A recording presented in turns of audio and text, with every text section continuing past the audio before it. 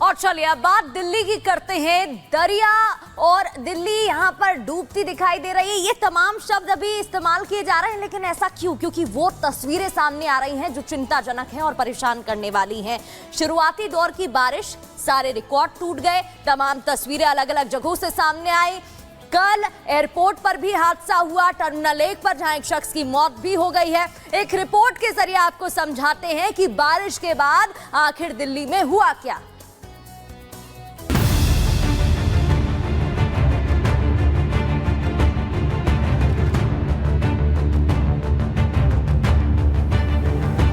चारों ओर सैलाब, डूबते घर, डूबती गाड़ियां, बसों की छत तक भरा पानी का ये मंजर देश की राजधानी दिल्ली का है, जो पहली बरसात झेल नहीं पाई।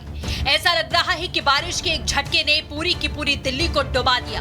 क्या आम और क्या खास, हर साल की तरह इस साल भी सिस्टम की लापरवाही का आलम यह है कि वीआईपी इलाके भी खुद को डूबने से बचाने में कामयाब नहीं हो पाए। पूरी दिल्ली में जलभराव की समस्या है, आपके घर में भी पूरे तरीके से जल भरा हुआ है, क्या कहेंगे आप? एनडीएमसी को सावधान रहना चाहिए। बारिश में हर बार ऐसा होता है, लेकिन ये लोग इतने लापरवाह हो गए हैं कि ये नालियाँ ही साफ नहीं, पानी कहाँ से निकले? नाली बंद है सब, तो सड़क नहर बन जाती है और ये पूरा सड़क का पानी घर में घुसता है और घरों में नुकसान हो जाता है। हर बार कई लोग हमें पार्लियामेंट में भी मिले। आरपीएन सिंह साहब कह रहे थे हमारे तो गाड़ी डूबी हुई है पूरी, वो तो कच्चा पहने के बाहर निकले तो कोई दूसरी गाड़ी मंगाई उससे गए।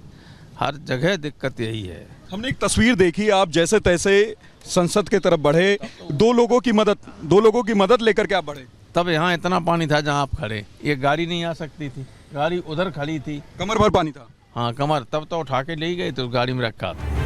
बारिश की मार और सिस्टम की लापरवाही से आम आदमी पार्टी के मंत्री आतिशी खुद अपने आशियाने को नहीं बचा पाए।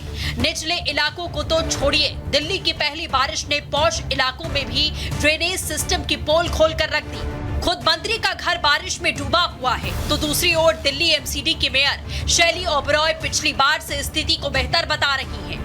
अगर मेयर साहिबा को ये स्थिति बेहतर लगती है तो सवाल यही है कि आखिर क्या मेयर साहिबा इससे भी बदतर हालातों का इंतजार कर रही है? पिछली बार से सिचुएशन काफ़ी फार बेटर है और एक तरह से मॉनसून की पहली बारिश है और अब वो सभी पॉइंट्स आइडेंटिफाई आज हो चुके हैं। तमाम departments, MCD, irrigation flood, PWD, साथ में हमारे दिल्ली जल बोर्ड, तमाम अधिकारी, सभी डिप्टी कमिश्नर्स, ऑफिसर्स अभी ग्राउंड पर काम कर रहे हैं और जहाँ जहाँ वाटर लॉगिंग है उन पर काम जारी है और दिल्ली की जनता को आज के बाद ऐसी स्थिति दोबारा नहीं मिलेगी। मेयर के मुताबिक दिल्ली में हालात बेहतर हैं, लेकिन जमीनी हकीकत कुछ और कहती है।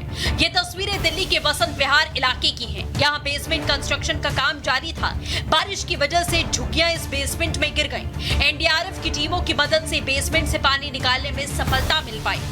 वसंत विहार का ये B9 है इलाका, जहां पर आप इस गहरी खाई जैसे इलाके को देख पा रहे हैं। ये यहाँ पर कंस्ट्रक्शन का काम चल रहा था, यानी कि बेसमेंट यहाँ पर बनाया जा रहा था और इसी के ठीक में नज़दीक में मौजूद कुछ झुग्गियाँ थी। झुग्गियाँ अचानक से गिर पड़ती हैं क्योंकि कल आंधी तूफान आया, बारिश आई और इसी की वजह से जब पेड़ अचानक से गिरता है तो सारी की सारी झुग्गियाँ इसी कंस्ट्रक्शन वाले बेसमेंट में गिर जाती हैं।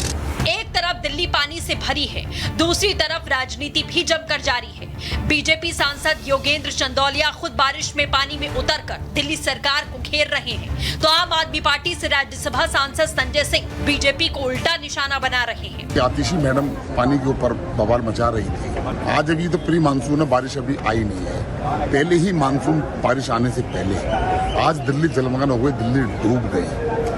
वो कहती है कि सांसद दिल्ली के लापता है। मेरा कहना है कि लापता तो दिल्ली सरकार लापता है। पूरी की पूरी अयोध्या, जिसकी विकास की गाथा गाते गाते बीजेपी थकती नहीं थी, वो अयोध्या पहले ही पानी में किस तरीके से जल भराव का शिकार हो गई। और ये टर्मिनल 1 का हादसा अत्यंत शर्मनाक जनक है कि भारत के प्रधानमंत्री जिस टर्मिनल 1 के हिस्से का 10 मार्च को उद्घाटन करते हैं, आज 2-3 महीने के